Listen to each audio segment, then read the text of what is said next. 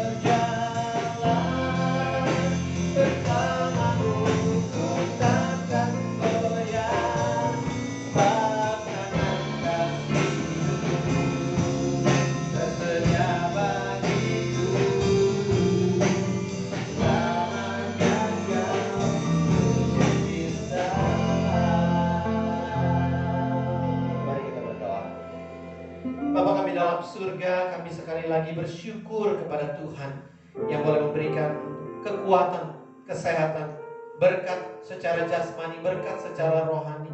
Kami bersyukur, berterima kasih untuk keluarga kami, untuk studi kami, untuk segala kegiatan, aktivitas yang boleh Tuhan berikan kesempatan bagi kami untuk kami boleh jalaninya bersama-sama dengan Tuhan. Dan biarlah kami boleh berjalan di dalam kehidupan kami, di dalam otoritasnya Tuhan. Terima kasih Bapak. Biarlah kami boleh memprioritaskan nama Tuhan, memuliakan nama Tuhan, dan kami boleh hidup di balik salib Tuhan sendiri. Terima kasih Bapak. Di sini kami anak-anakmu, kami memulai ibadah kami dari awal sampai selesai. Biarlah Tuhan yang boleh memberkati ibadah setiap kami. Di dalam nama Yesus Tuhan Juru Selamat yang hidup, kami berdoa, kami bersyukur. Amin. Kita bersyukur bahwa kita punya Tuhan Yesus yang menjadi Tuhan kita, yang berkuasa atas hidup kita. Itu sebabnya hidup kita tidak akan lagi sama seperti kita sebelum mengenal Tuhan. Hidupku takkan sama.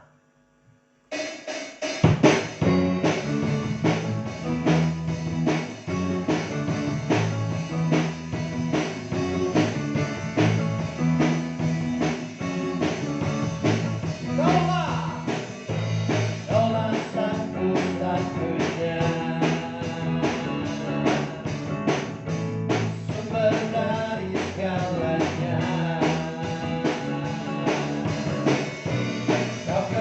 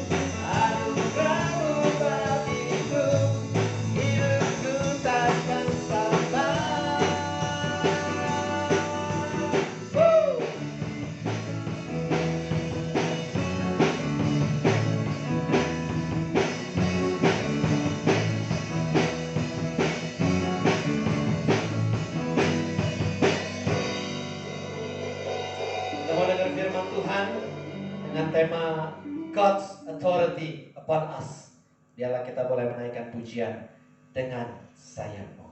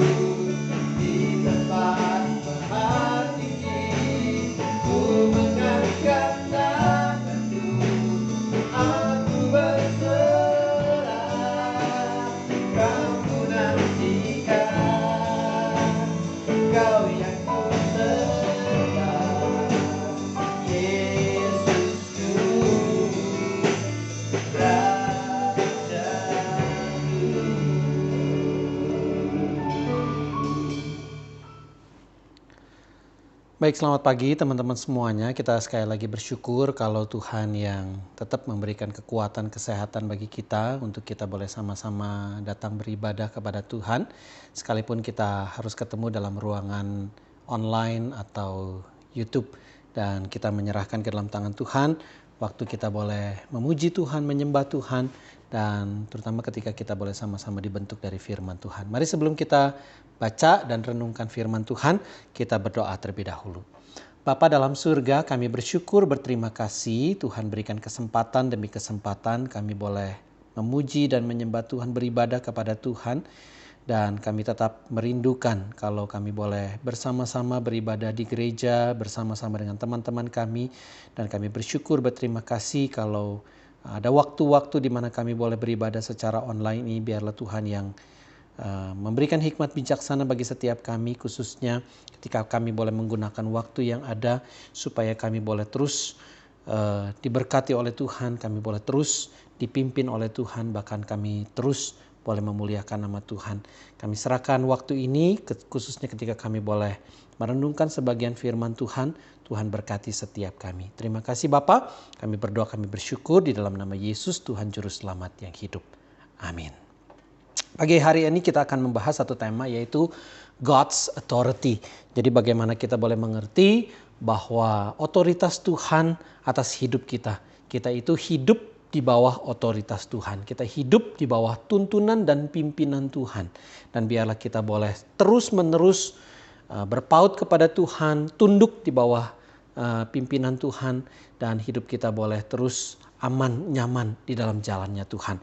Nah, teman-teman tahu istilah hidup sehat. Pada hari-hari belakangan ini kita boleh terus dibombardir dengan yang namanya bagaimana kita boleh menjaga kehidupan kita boleh terus sehat. Pola hidup sehat, yaitu bagaimana yang pertama kita boleh menjaga kebersihan, menggunakan air bersih, bukan air yang kotor begitu ya. Lalu kemudian kita punya pola makan yang baik, ya, makan 3 kali sehari, makan pagi, makan siang, dan juga makan malam. Lalu kemudian kita aktif secara fisik begitu ya. Kita bukan hanya diam-diam saja di rumah, bahkan ada beberapa teman-teman yang boleh sudah mulai melakukan kegiatan-kegiatan di luar rumah, entah itu berolahraga, naik sepeda, ataupun mereka nge-gym begitu ya, sekalipun mereka ada pembatasan secara jarak, secara fisik. Lalu kemudian yang kelima itu adalah tidur yang cukup. Nah, jangan lupa ya, tidur itu juga boleh mempengaruhi kehidupan kita. Nah, kalau kita menjalankan 5 pola kehidupan yang sehat ini, menjaga kebersihan, jadi jangan lupa kita mandi begitu ya. Kita boleh menjaga kebersihan hidup kita, menjaga kebersihan tubuh kita, dan juga kita boleh menggunakan air yang bersih, entah itu kita cuci tangan, entah itu kita mandi, entah itu kita boleh cuci baju begitu ya. Kita nggak mungkin gunakan air-air yang kotor begitu. Lalu kemudian kita makan yang baik, makanan yang baik ya, mungkin 4 sehat 5 sempurna begitu ya, supaya badan kita juga punya kondisi fisik yang fit begitu. Lalu kemudian kita juga aktif secara fisik. Ya, kita nggak diem-diem aja, kita nggak tidur-tidur aja, tetapi juga kita boleh bergerak. Dan juga yang terakhir adalah tidur secara cukup begitu ya, mungkin 8 jam dalam sehari. Ya, entah itu kita tidur siang ataupun kita tidur di waktu malam. Jadi jangan sekali-kali kita begadang ya, karena begadang itu akan mengurangi waktu istirahat kita dan itu akan mempengaruhi kondisi fisik kita. Nah, secara fisik begitu ya, kehidupan kita punya yang namanya pola hidup sehat. Ternyata di dalam kehidupan secara rohani juga ada yang namanya pola hidup rohani. Nah ya, yang pertama kita boleh merenungkan firman Tuhan. Yang kedua kita berdoa. Yang ketiga mungkin ada waktunya, kesempatan kita berpuasa begitu ya. Ya, berpuasa seperti yang diajarkan oleh Tuhan Yesus di dalam Matius pasalnya yang ke-6. Lalu kemudian kita ada yang namanya pendalaman Alkitab. Ya, ada PA, bukan hanya sekedar kita perenungan Alkitab, bukan hanya kita dengar khotbah, tetapi juga ada pendalaman firman Tuhan. Yang kelima adalah melayani. Baik kita melayani di gereja ataupun di luar gereja, di luar rumah ataupun di dalam rumah. Kita yang penting adalah melayani. Nah, pada hari ini kita akan belajar satu tema, yaitu bagaimana kita boleh menundukkan diri kita di bawah otoritas Tuhan. Nah, hari ini kita akan belajar tentang doa Bapa Kami, bagaimana Tuhan Yesus mengajarkan murid-muridnya bagaimana mereka untuk berdoa. Ya, tetapi sebelumnya dikatakan begini ya, dan apabila kamu berdoa, janganlah kamu berdoa seperti orang munafik begitu ya. Mereka suka mengucapkan doanya dengan berdiri di dalam rumah-rumah ibadat dan tikungan-tikungan jalan raya. Orang munafik itu yang diomong berbeda dengan apa yang di dalam hatinya dan juga apa yang ada dalam pikirannya. Omongannya itu seperti topeng begitu ya, menampilkan hal-hal yang baik padahal dalam hatinya itu jelek. Lalu kemudian dan juga jangan mengucapkan doa itu berdiri di luar di rumah-rumah ibadat, lalu kemudian tetapi juga ada yang di luar gitu ya, di tikungan-tikungan jalan raya. Gunanya apa? Mereka berdoa di rumah-rumah ibadat dan juga di tikungan-tikungan jalan raya. Gunanya adalah supaya dilihat orang, gitu ya. supaya mereka dilihat orang. Kalau orang melihat mereka, orang akan memuji mereka. Orang akan memberikan dalam tanda petik upah reward kepada mereka. Nah, lalu kemudian dikatakan oleh Tuhan Yesus, aku berkata kepadamu sesungguhnya mereka sudah mendapat upahnya. Ayat yang ke-6.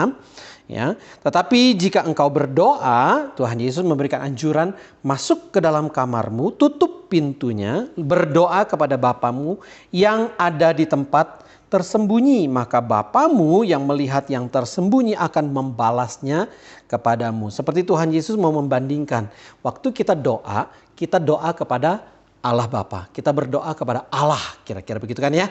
Nah, lalu kemudian kita berdoa kepada Allah, kita minta kepada Allah, kita memuji Allah. Nah, kita mendapatkan balasannya, pilihannya, kita mendapatkan balasan dari manusia atau kita mendapatkan balasan dari Allah.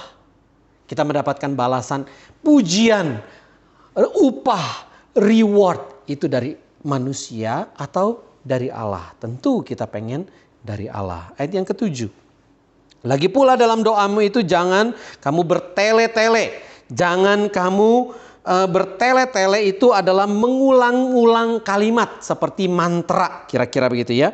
Lalu kemudian seperti kebiasaan orang yang tidak mengenal Allah. Mereka menyangka bahwa dengan banyaknya kata-kata doanya akan dikabulkan. Jadi doanya akan dikabulkan dengan banyaknya kata-kata di dalam doa. Nah, lalu kemudian dikatakan bahwa jangan bertele-tele. Jadi bertele-tele itu artinya itu kalimatnya diulang-ulang begitu ya. Kalimatnya diulang-ulang, seperti kalau misalnya kita baca mantra begitu ya. Kita baca mantra ya, kita punya kalimat itu diulang-ulang begitu ya. Kalimatnya itu aja, kira-kira begitu kan. Nah, jangan kamu seperti mereka. Nah, ayat yang ke-8, dan janganlah kamu seperti mereka karena Bapamu mengetahui apa yang kamu perlukan sebelum kamu meminta kepadanya. Jadi sebelum kita minta kepada Tuhan, sebenarnya Tuhan sudah tahu apa yang kita butuhkan. Kira-kira begitu. Nah, lalu kemudian diajarkan oleh Tuhan Yesus di ayat yang ke-9. Karena itu berdoalah demikian. Bapa kami yang di sorga, dikuduskanlah namamu. Datanglah kerajaanmu, jadilah kehendakmu di bumi seperti di sorga. Berikanlah kami pada hari ini makanan kami yang secukupnya, permohonan kepada Tuhan. Dan ampunilah kami akan kesalahan kami, seperti kami juga mengampuni orang yang bersalah kepada kami. Dan janganlah membawa kami ke dalam pencobaan, tetapi lepaskanlah kami daripada yang jahat. Nah, sebenarnya di beberapa Alkitab terjemahan lain begitu ya, kalimat karena engkaulah yang empunya kerajaan dan kuasa dan kemuliaan sampai selama-lamanya amin, itu sebenarnya tidak ada ya. Tetapi ini merupakan satu doksologi, dan di beberapa terjemahan yang lain ternyata itu tercantum juga kalimat seperti ini. Ya, menarik ya. Doksologi yang kita berikan kembali kepada Tuhan, pujian kembali kepada Tuhan di akhir doa kita. Ya, karena engkaulah yang empunya kerajaan. Selain Tuhan punya kerajaan, Tuhan juga punya yang namanya kemuliaan. Dan yang terpenting adalah bukan hanya kerajaan dan kemuliaan, tetapi juga kuasa, gitu ya. Kuasa, otoritas, authority, kira-kira begitu. Dan sampai selama-lamanya, amin. Ya, lalu kemudian diulangi masalah pengampunan, karena jikalau kamu mengampuni kesalahan orang, Bapamu yang di sorga akan mengampuni kamu juga. Tetapi jika kamu tidak mengampuni orang, Bapamu juga tidak mengampuni kesalahanmu. Ini beberapa yang waktu yang lalu kita sudah bahas. Kalau kita sudah diampuni oleh Tuhan, lalu kemudian kita tidak mengampuni orang lain, itu yang namanya shameful, kira-kira begitu ya. Nah, yang menarik adalah begini, berdoa demikian kata Tuhan Yesus, Bapa kami yang di sorga. Kita tahu bahwa Tuhan kita adalah Tuhan yang di sorga. Tuhan yang di sorga. Tuhan yang menguasai seluruh alam semesta ini. Bapa kami yang di sorga, lalu kemudian dikuduskanlah namamu, datanglah kerajaanmu, jadilah kehendakmu. Ini merupakan satu pengakuan bahwa nama Tuhan itu adalah nama yang kudus. Nama Tuhan adalah harus disucikan, dikuduskan. Itu sebabnya bagi orang Israel tidak baik menyebut nama Tuhan dengan sembarangan. Bahkan ada hukumnya, yaitu hukum yang ketiga. Jangan menyebut nama Tuhan Allahmu dengan sembarangan. Itu sebabnya ada beberapa tulisan-tulisan di dalam bahasa Ibrani yang menunjuk atau merujuk kepada nama pribadi Tuhan, ya, itu tidak diucapkan di dalam bahasa itu. Lalu kemudian diganti dengan istilah Adonai, kira-kira begitu ya, atau Elohim atau El, kira-kira begitu. Nah, jadi yang menarik adalah Tuhan punya nama. Nama Tuhan itu harus disucikan dan dikuduskan. Dan kita sebagai anak-anak Tuhan yang memanggil Dia Bapa, kita tidak boleh mempermalukan nama Tuhan. Sama seperti kita dalam keluarga kita. Ketika kita berbuat salah, mungkin orang akan bertanya, ini anak siapa? Si James ini anaknya siapa? Lalu kemudian saya bilang, saya itu anaknya Bapak Patimahu, misalnya begitu. Oh, itu satu keluarga Patimahu itu marah besar. Karena saya sudah mencemarkan istilah nama Patimahu karena saya sudah berbuat salah. Kira-kira begitu. Jadi nama seseorang, nama leluhur kita, nama orang tua kita tidak boleh dicemarkan atau dirusak karena kelakuan kita yang jahat, kelakuan kita yang berdosa. Kita melakukan pelanggaran, kita mempermalukan nama orang tua kita. Bukan hanya mempermalukan diri kita, tetapi juga nama orang tua kita. Sama ketika kita mempermalukan nama Tuhan, kita tidak menguduskan nama Tuhan, kita mempermalukan nama Tuhan, menghina Tuhan. Itu sebabnya di sini dituliskan atau Tuhan Yesus mengajarkan, dikuduskanlah namamu. Lalu kemudian yang kedua adalah datanglah kerajaanmu. Datanglah kerajaanmu itu mengandung pengertian bahwa kita mengakui Tuhan Allah memerintah. Bukan hanya memerintah secara geografis, secara fisik, tetapi juga memerintah secara rohani. Mungkin pemerintahan Allah nggak terlihat. Kita punya presiden yang namanya Jokowi. Ya, mungkin kita juga punya penguasa-penguasa atau beberapa negara punya yang namanya bukan presiden tetapi ada yang namanya perdana menteri, raja, kaisar, kira-kira begitu. Tetapi Tuhan yang menjadi raja atas alam semesta. Tuhan yang menjadi raja atas presiden. Tuhan yang menjadi raja atas kaisar. Tuhan yang menjadi raja atas pemerintah. Tuhan yang menjadi raja atas penguasa. Tuhan yang menjadi raja atas presiden, perdana menteri, raja, kaisar, dan segala pemerintah-pemerintah yang kelihatan. Tuhan adalah raja. Itu sebabnya ketika kita meminta kerajaan Tuhan itu datang, sebenarnya itu adalah satu permohonan di mana otoritas Tuhan itu turun atas diri kita. Ketika otoritas Tuhan itu turun atas diri kita, kita itu mau dituntun dan dipimpin oleh Tuhan sendiri. Ya, ada satu istilah, ya, satu slogan.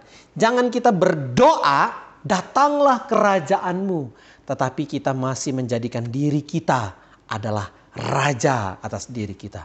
Kita masih mau seenak-enaknya. Kita masih mau ngomong sebebas-bebasnya. Kita masih mau ngomong hal-hal yang tidak baik. Kita masih melakukan hal-hal yang berdosa.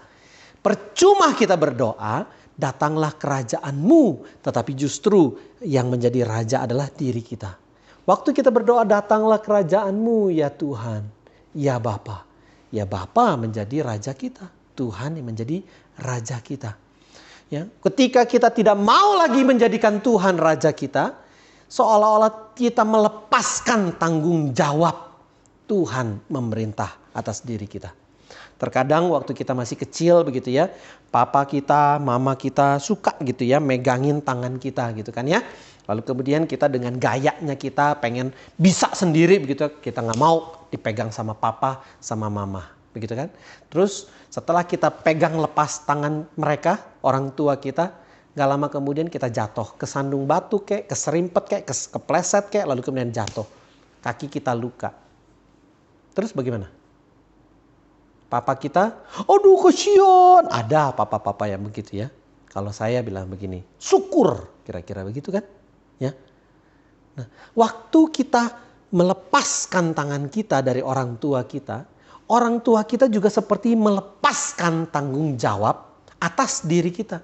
Jadi kalau misalnya saya orang tua nih ya, ngelepas tangan anak saya, berarti ada tanggung jawab untuk mengurusi, untuk memerintah, untuk saya menjadikan anak saya itu tanggung jawab saya lepaskan.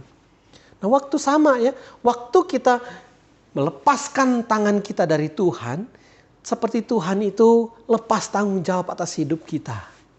Nah, teman-teman, waktu Tuhan lepas tanggung jawab atas hidup kita bisa nggak jalan tanpa Tuhan? Rasanya nggak mungkin. Kita lepas tanggung jawab dari orang tua aja, kita mau hidup bebas, lepas dari orang tua aja, kadang-kadang kita susah. Kita nggak ada uang, kita nggak ada makanan, kita nggak ada minuman, kita nggak ada perlindungan, kita rasanya susah. Begitu kita susah, kita telepon, "Pa, Ma, tolong saya." Sama, waktu kita lepaskan tanggung jawab kita daripada Tuhan, dan Tuhan juga lepaskan tanggung jawab kita terhadap kita, begitu ya. Lepaskan tanggung jawabnya terhadap kita, kita tidak bisa hidup, apalagi kita hidup di tengah-tengah dunia yang berdosa. Jangan berdoa, "Tuhan, datanglah kerajaan-Mu," kalau kita masih menjadi raja atas hidup kita. Yang kedua, jangan kita berdoa, "Jadilah kehendak-Mu." Waktu kita berdoa, "Jadilah kehendak-Mu," tetapi yang kita kerjakan dalam hidup kita masih kehendak kita sendiri. Waktu kita berdoa, "Jadilah kehendak-Mu di bumi seperti di sorga." Kehendak Tuhan biar jadi di bumi sama seperti kehendak Tuhan sudah jadi di surga. Tuhan punya kehendak sudah nyata di surga. Nah sekarang kehendaknya itu akan dinyatakan di dunia. Siapa yang bisa menyatakan kehendak Tuhan di dunia? Kita, anak-anaknya. Kita anak-anaknya bukan hanya menjadikan Tuhan raja atas hidup kita, tetapi Dia yang boleh menyatakan kehendaknya atas hidup kita. Waktu orang tua kita bilang begini ya, bilang kepada kita, "Jem, kamu harus belajar. Belajarnya harus begini, begini." Orang tua mau menyatakan kehendaknya kepada si Jem. Jem ini anak. Kehendaknya begini. Tetapi si Jem gak mau dengar. Pengen jalannya sendiri. Maunya sendiri. Akhirnya salah jalan. Siapa yang rugi? Jem. Waktu kita mau berdoa, "Tuhan, jadilah kehendak-Mu." Kehendak Tuhan sudah Tuhan nyatakan di dalam firman-Nya, di dalam Alkitab. Tuhan sudah menyatakan kehendaknya kepada kita. Sekarang bagaimana kita boleh menjalankan kehendak Tuhan dalam hidup kita? "Tuhan, jadilah kehendak-Mu atas hidupku di bumi seperti di surga." Nah, biarlah kita boleh menjadi anak-anak Tuhan yang boleh menjadikan Tuhan itu raja atas hidup kita, menjadikan kehendak Tuhan nyata jadi dalam hidup kita. Dan biarlah otoritas Tuhan, penguasaan Tuhan, kehendak Tuhan, pimpinan Tuhan nyata dalam hidup kita. Dan biarlah kita boleh menjadi anak-anak Tuhan yang berkenan di hati Tuhan. Mari kita berdoa. Bapa kami dalam surga, terima kasih pagi ini kami sudah belajar bagaimana kami boleh menjadi anak-anak Tuhan yang baik, anak-anak Tuhan yang berkenan di hati Tuhan. Kami boleh menguduskan nama Tuhan, kami boleh menjadikan Allah, Bapa, Tuhan menjadi Raja kami. Dan kami boleh menjalankan kehendak Tuhan di dalam hidup kami. Kehendak Tuhan boleh nyata dalam hidup kami. Kami boleh terus membaca firman Tuhan, dibentuk dari firman Tuhan, dan firman Tuhan boleh membentuk setiap kami, dan kami boleh menjalankan kehendak Tuhan dalam hidup kami. Dengan demikian otoritas Tuhan, penguasaan Tuhan, pimpinan Tuhan nyata dalam hidup kami. Terima kasih Bapa, di sini kami anak-anak-Mu, Tuhan berkati setiap kami. Di dalam nama Yesus Tuhan Juru Selamat yang hidup, kami berdoa. Kami bersyukur. Amin. Kita akan mengakhiri ibadah kita pada pagi hari ini. Marilah kita mengangkat hati kita dan kita boleh menerima berkat yang daripada Tuhan. Tuhan memberkati engkau dan melindungi engkau. Tuhan menyadari engkau dengan wajahnya dan memberikan engkau kasih karunia. Tuhan menghadapkan wajahnya dan memberikan engkau damai sejahtera. Amin.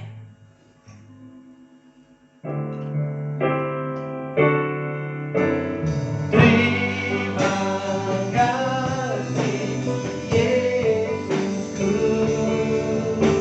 buat anugerah yang Kau beri dalam hari ini. Tuhan akan syukur bagimu. Ibadah kita selesai. Silakan bersatu teduh. Tuhan Yesus memberkati kita. Amin.